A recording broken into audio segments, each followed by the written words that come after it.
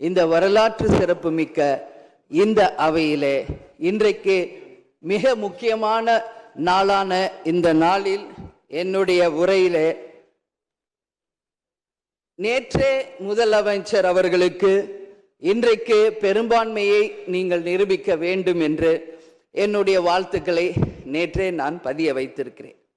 அதே போல முதலமைச்சர் அவர்கள் செய்த நல்ல விஷயங்களையும் நாம் பாராட்டி இருக்கிறோம். எதிர்கட்சிகளை எதிரி கட்சியாக நினைக்காமல் அனைவரையும் சந்தித்து அரசியலில் ஒரு மாண்பையும் மரபையும் நீங்க ஏற்படுத்தியிருக்கீங்க, வரவேற்கத்தக்கது. அதுபோல உங்களுடைய முதல் அறிவிப்பிலேயே சிங்கப்படை பெண்களை பாதுகாக்கவும் அதே போல மதுக்கடைகளை மூடுவோம் என்று சொன்னதும் மக்களால் வரவேற்கப்பட்டது. அந்த வகையில் முதலில் 717 மதுக்கடைகளை மூடியது ஒட்டுமொத்த தமிழக மக்களால் வரவேற்கப்பட்டது. கோவில்கள் மற்றும் பள்ளி வளாகங்கள் அருகில் இருந்த மதுக்கடைகளை முதல் முறையாக நம்ம ஃபர்ஸ்ட் ஸ்டெப்ல இன்னைக்கு மூடியிருக்கோம். அடுத்தது இன்றைக்கு மீனவர்களை பாதுகாக்க ஒரு அறிவிப்பு அரசாங்கத்தின் மூலம் வந்திருக்கிறது. அதையும் தேமுதிக வரவேற்கிறது. இது எல்லாம் இருப்பினும் முதல்வர் அவர்களே, நீங்கள் அன்றைக்கு பதவியேற்ற அன்றைக்கு சொன்னது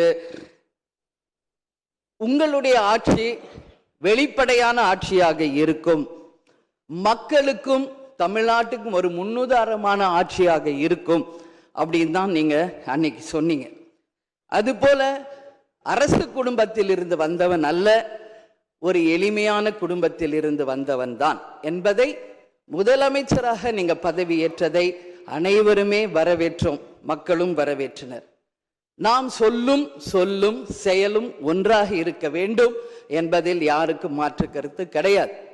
வரலாற்று சிறப்புமிக்க இந்த அவையில இன்றைக்கு பெரும்பான்மையை நிரூபிக்க வேண்டிய தருணத்தில் முதல் முறையாக மனவேதனையோடு நான் பதிய வைக்கிறேன், இங்கு குதிரை பேரம் நடந்ததாக இன்றைக்கு எதிர்கட்சிகள் அத்தனை பேருமே அதை சொல்லும் பொழுது இதுவரை தமிழக அரசியல் வரலாற்றில் நடக்காத ஒரு விஷயம், அதுவும் இந்த வரலாற்று சிறப்பு மிக்க இந்த அவையிலே இந்த முக்கியமான நாளில் அதை பற்றி பேச வேண்டிய ஒரு நிலையை ஏற்பட்டதற்காக உண்மையில் நான் மனம் வேதனை அடைகிறேன்.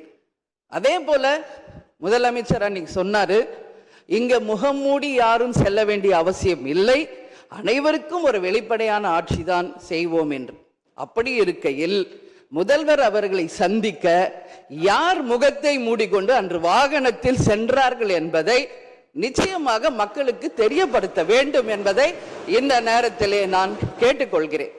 ஏன்னா அதற்கு காரணம் குதிரை பேரம் என்றால் இதைவிட ஒரு தலைகுனிவு இந்த வரலாற்று சிறப்புமிக்க அவையில் எதுவுமே கிடையாது. நிச்சயம் முதல்வர் அதற்கு பதில் சொல்வார் என்று நான் எதிர்பார்க்கிறேன். அதே போல அரசு குடும்பத்தில் இருந்து நான் வந்தவன் இல்லை என்று முதல்வர் சொல்லும் பொழுது வரவேற்றார்கள் அனைவரும். ஆனால் இன்றைக்கு அவருடைய ராஜகுருவாக இருப்பவரை மிஸ்டர் ரத்தன் பண்டிட் என்பவரை அரசியல் சிறப்பு அதிகாரியாக அரசு வேலையில் அமர்த்தியதை ஒட்டுமொத்த தமிழக மக்கள் சார்பாக வன்மையாக இந்த வரலாற்று சிறப்பு மிக்க அவையில் நான் அதை குறிப்பிட கடமைப்பட்டிருக்கிறேன். அப்படி உங்களுக்கு ராஜகுருவா இருந்தா உங்க பர்சனலா அவரை வச்சுக்கணும். பட் அவரை அரசு உயர் பதவியில கொண்டு இளைஞர்களை நம்பி மக்கள் வாக்களிச்சிருக்காங்க. இந்த இளைஞர்களுக்கு நீங்கள் என்ன உதாரணத்தை சொல்கிறீர்கள், என்ன வரலாற்றை நீங்கள் சொல்ல விரும்புகிறீர்கள், வருங்கால இளைஞர்களுக்கும் எதிர்காலத்திற்கும் இதன் மூலம் என்ன மெசேஜ் நீங்க சொல்றீங்க அப்படிங்கறத நிச்சயம் தெளிவுபடுத்தணும். ஏன்னா இன்னைக்கு மக்கள் ஜனநாயகத்தை நம்பி இளைஞர்கள் கையில ஆட்சியை கொடுத்திருக்கிறார்கள். அப்போ வருங்காலம் இளைஞர்களும் வருங்காலத்திற்கும் இந்த அரசு ஒரு முன் உதாரணமா இருக்க வேண்டும் என்பதுதான் என்னுடைய ஒரு கோரிக்கை என்பதை இந்த நேரத்தில் நான் ஆணித்தரமாக பதிய வைக்கிறேன். அது மட்டும் கிடையாது, இந்த ஆட்சி மக்களுக்கான ஒரு நேர்மையான ஆட்சியா இருக்கணும். ஜனநாயகத்தின் மீதும் மக்கள் மீதும் நம்பிக்கை கொண்டு மக்கள் தீர்ப்பே மகேசன் தீர்ப்பு என்று சொல்லக்கூடிய அளவு எதிர்காலத்தில் இந்த ஆட்சி நிச்சயமாக இளைஞர்களுக்கும் எதிர்காலத்திற்கும் நல்ல வகையில எடுத்துக்காட்டாக இருக்க வேண்டும் என்று கேட்டுக்கொண்டு, நான் சார்ந்த இயக்கமான தேசிய முற்போக்கு திராவிட கழகத்தின் சார்பாகவும் எங்கள் நிறுவன தலைவர் அன்பு தலைவர் கேப்டன் அவர்களை